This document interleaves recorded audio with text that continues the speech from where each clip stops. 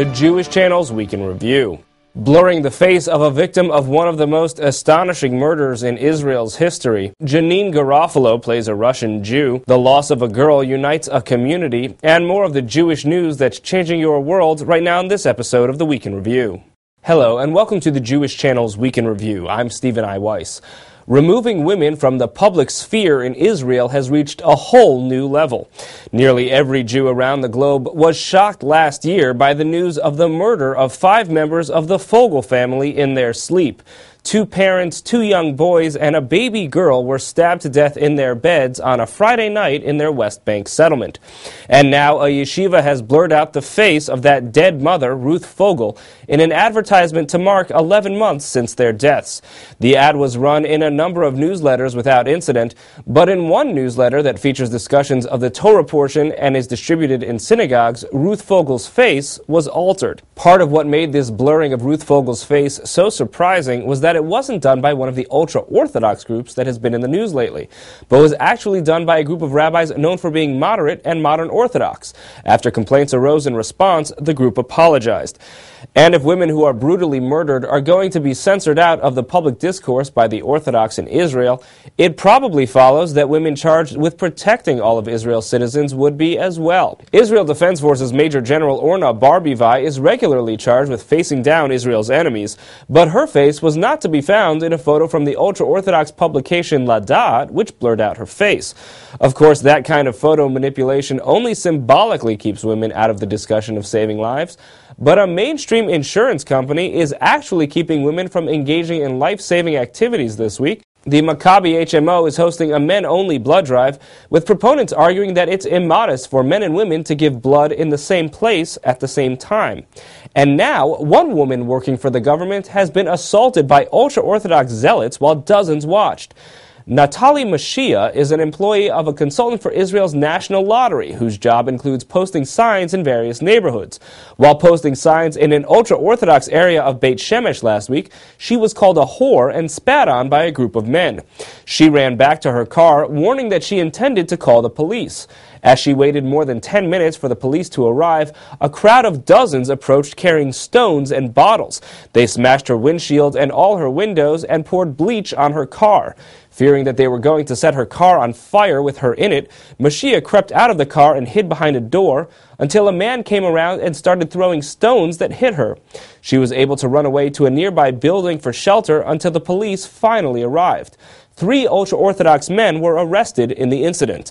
Mashiach told Israeli newspaper Yediot Ahronot that she came to the neighborhood in what she felt was modest dress, saying, "I am an observant woman and I respect them, but I won't come near Ramat Beit Shemesh again. Something has to change. It's inconceivable that I will be afraid to walk on the streets of my own city." Ultra-Orthodox news outlets in Israel tried to justify the attacks by claiming that Mashiach lifted her shirt to provoke the ultra-Orthodox men, a claim Mashiach denies.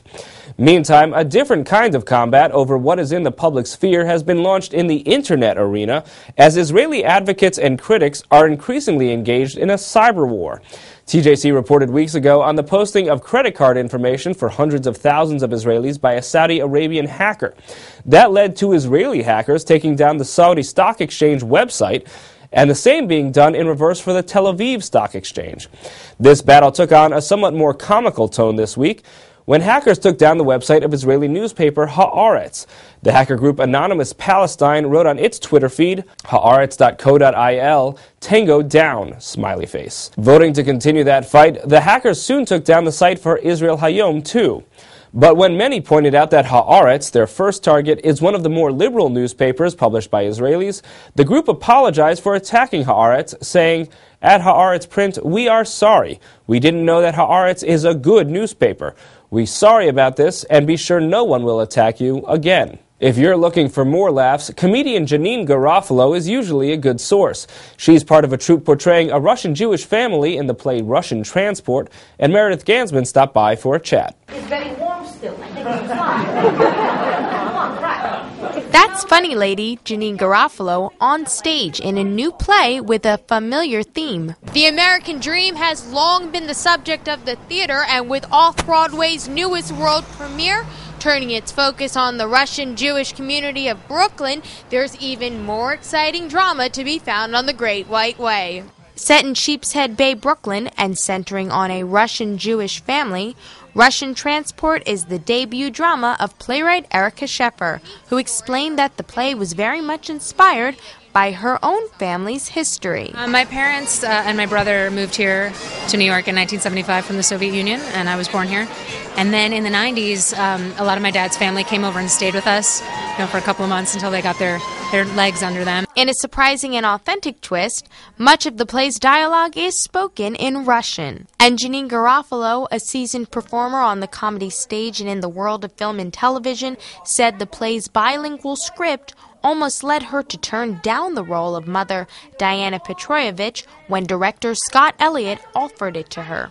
He asked me, and I was like, I can't do this. I can't speak Russian and do a Russian accent and do a play. I'm not talented like that. However, cast member Raviv Ullman, who plays son Alex, related to the play and his character's story immediately. It's an average family, so it seems of parents who immigrated to the States and two kids who, one kid who was born here and one who moved here upon after he was born, which is kind of my story. I was born in Israel and I came to the States at 2, which is about the same time that my character came to the States. No more favor for you. I'm doing you one favor. Russian Transport's brash, bold, and endearing characters, like Misha Petroyevich, played by Daniel Oreskes, reflect the recent Jewish-American immigrant experience. And the whole play is suffused with a very Jewish identity. To hear more from the cast of Russian Transport, tune into the full broadcast version of the Week in Review. Thank you, Meredith. With more on Jewish entertainment, Christian Needham chatted with the director of a new film this week. Here's that story. A new Polish film is giving audiences an underground perspective on the Holocaust. In Darkness is the true story of a dozen Polish Jews who evaded Nazi capture by hiding for 14 months in the sewers beneath the streets of what is now the city of Lviv, Ukraine, and what was then the city of Lvov, Poland, and the Catholic sewer worker who was their savior. The film opens in the U.S. on Friday, February 10th, and was nominated for an Oscar as Best Foreign Picture at this year's Academy Awards ceremony. TJC sat down with the film's director, Agnieszka Holland, who said the film's success has been a pleasant surprise. I didn't dream that it will be such a strong response, both on the level of the box office, that the people are going to the cinema and watching this film. And it's for this kind of the movie, I think it will be probably one of the biggest success ever in Polish box office. But also the emotional reaction of the audience is very strong. I had a lot of letters, a lot of text messages from the total strangers. And everybody who've been, in the theaters tell that the people are sitting in the total silence for 2.5 hours. Holland noted that part of that silence might have been shock at the blunt portrayal of how Lvov's Catholic population mostly turned their backs on their Jewish neighbors during the German occupation, even turning them in for bounties.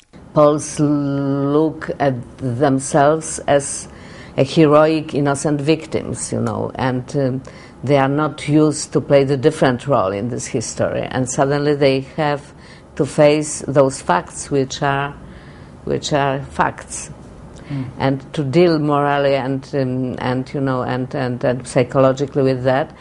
And it is the process, but I think it's a very positive process for the most of the population. Of course, you always have the groups which absolutely refuses this fact. To hear more from director Agnieszka Holland about her new Oscar-nominated film, In Darkness, please tune into the full broadcast edition of the Week in Review. Thank you, Christian. Finally, many in the Jewish community were saddened this week to learn of the passing of Ayelet Galina, a 1-year-old whose story affected the lives of a great many thousands. Ayelet suffered from a rare genetic disease and required a bone marrow transplant. After months of struggle, she passed away early Tuesday morning. More than 5,000 people had subscribed to a page on Facebook that delivered updates on her condition. In her struggle, Ayelet inspired tens of thousands to register as bone marrow donors, and so, even in passing, she has surely helped to prolong or save the lives of many others. There are 2 ways that you can help further that mission Ayelet inspired.